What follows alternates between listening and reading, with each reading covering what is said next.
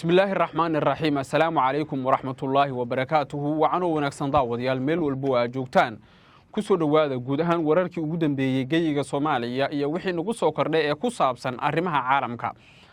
waxaan idin soo gudbin doonaa wararka ka imaanaya gobolka Awdal ayaa waxay tilmaamayaan in beesha Samaroon ay sheegtay inay xilligan diyaar u tahay wada hadal ay la gasho beesha Ciise xilli labada beelood tiro dhowr jeer ah ay ku wada dagaalameen gobolka Awdal gaar ahaan dhanka xuduudda Itoobiya. ugaaska guud ee beesha Ciise ugaas Mustafa Maxamed Ibraahim iyo sidoo kale suldaanka guud ee beelaha Gudubirsi Suldaan Cabdirashiid Doodi ayaa la filayaa in markii ugu horeysay kulan gaar ah ay wada yeeshaan kaasi oo la filayo in lagu soo gabagabeeyo colaadan dabada dheeraatay. labada oday waxaa la filayaa kulankooda inuu ka dhaco magaalada Jigjiga ee dawlad deegaanka Soomaalida. odayaal ka mid ah odayaasha dhaqanka labada dhinac waxay goordhow inoo sheegeen in dhinacyadu heshiis inay gaaraan ay dhowdahay taasi oo dabcan ku tusinaysa in heshiis rasmi ah laga gaari doono colaadda u dhaxaysa beelaha walaalaha ah ee Gudubirsaha iyo sidoo kale Ciisaha.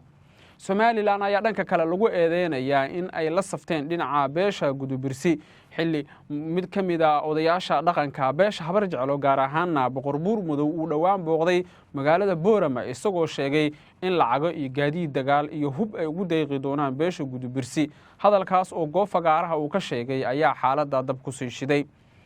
magaalada Seylac shalay waxaa lagu soo dhaweeyay mid ka mid ah halgamayaasha sida weyn looga ixtiraamo dhulka Ciisaha. waa nin ka mid ah raggii u soo halgamay xurnimadii dhulka Ciise iyo sidaas si lamid ah in Ciisaha gacanta u gasho magaalada Seylac. waxaana dad badan ay aaminsan yihiin dhaqdhaqaaqyada ka socda Seylac iyo sidoo kale Boorama inay xaaladda dab ku sii shidi karaan. dadka khubarada ah ee arrimahan la socda ayaa dhinacyada ugu baaqay inay isxakameeyaan oo inta bisha barakeysan ay rabadaan lagu jiro aan xabad laga ridin gobolka waliba la ciirciiraya xaalado abaareed oo daba dheeraaday. beesha Ciise tiro dhowr jeer waxay sheegtay in xoog iyo xeeladba ay ku soo bandhigi doonto xeerka buugga Ciise oo xilligan muran xoog leh uu ka taagan yahay beesha Gudubirsina ay diidan tahay. Ciise waxay aaminsan yihiin in xeerka buugga Ciise uu yahay lama taabtaan taas oo keenaysa in xaaladda ay adkaato lagana cabsi qabo inuu burburo wada hadalka la filayo inay Jigjiga ku yeeshaan labada oday ee kala hogaamiya labada qabiil ee diris wadaagga ah. dawlad deegaanka Soomaalida gaar ahaan Mustafa Maxamed Cumar Cagjar ayaa dhankiisa la soo warinayaa inuu bixinayo dadaalo xoogan oo la doonayo in xal looga gaaro colaadda oo dad badan aaminsan yihiin inay noqon doonto mid dab ku sii shida haddii aan si degdeg ah xal looga gaarin. tusaale kooban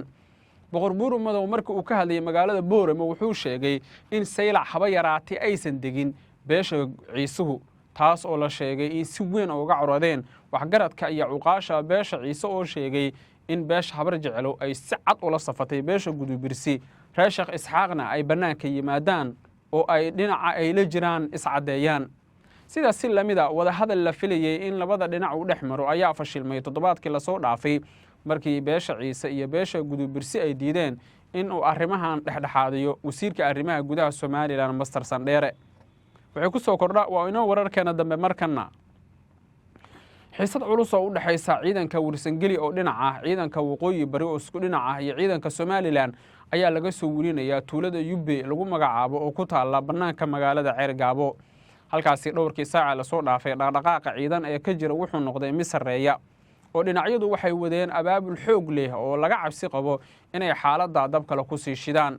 sida uu sheegay mid ka mid ah odayaasha dhaqanka beesha Warsangeli ee ku sugan gudaha magaalada Ceergaabo ciidanka Somaliland ayaa soo buux dhaafiyay banaanka magaalada Ceergaabo kuwii gudaha ku sugnaana banaanka ayaa loo saaray taasi oo dabcan ku tusinaysa inay dhinacyadu wadaan dhaqdhaqaaq xoog leh oo xaaladda uga sii daraya haddii aan la helin xal degdeg ah oo lagu soo afjaro xiisadan culaadeed ee ka taagan magaalada Ceergaabo.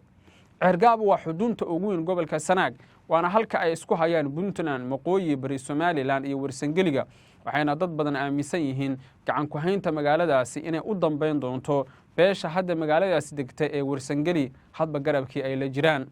dhawaan dagaalkii ka dhacay tuulada Waqaadiriya iyo sidoo kale tuulada Shidan oo lagu qaaday beesha Warsangeli Sheekh Isxaaqna ay weerarkaasi ka dambeeyeen ayaa si weyn waxa uga carootay beesha Warsangeli waxayna sheegeen garab istaagii ay beesha Sheekh Isxaaq u fidiyeen kolkii Ceergaabo la isku haystay iyo waagii dagaalka gobolka Soolba in abaalkaasi beesha Warsangeli aan loo gudin taasoo dabcan keentay in ugaaska guud ama suldaanka guud ee beesha warsangeli uu kulan degdeg la qaato xubnaha saraakiisha ah iyo odayaasha dhaqanka magaalada Ceergaabo isagoo sheegay in goordhow ay cadoon doonaan mowqifkooda ku aadan xaaladda halkaasi ka taagan. wararka bariga dhexe ugu dambeyn haddaan kusoo gabagabeeyana Iiraan, Israa'iil iyo Mareykanka dagaalka u dhexeeya wuxuu galay wajigii 9aad ama kii 12aad oo xiriir ah. dhinacyadu hadda waxay iska beegsanayaan kaabayaasha dhaqaalaha. sargaal sare oo ka tirsan ciidamada ilaalada kacaanka Iiraan ayaa telefishinka caalamiga ah Al Jazeera u sheegay in ay sii wadi doonaan dagaalka oo aysan xabadda joojinin ilaa inta raaligelin laga bixinayo weerarkii lagu soo qaaday dalkiisa. guud ahaan saaxiibayaal wararkeena intaas bay ku dhan yihiin nabadgelyo.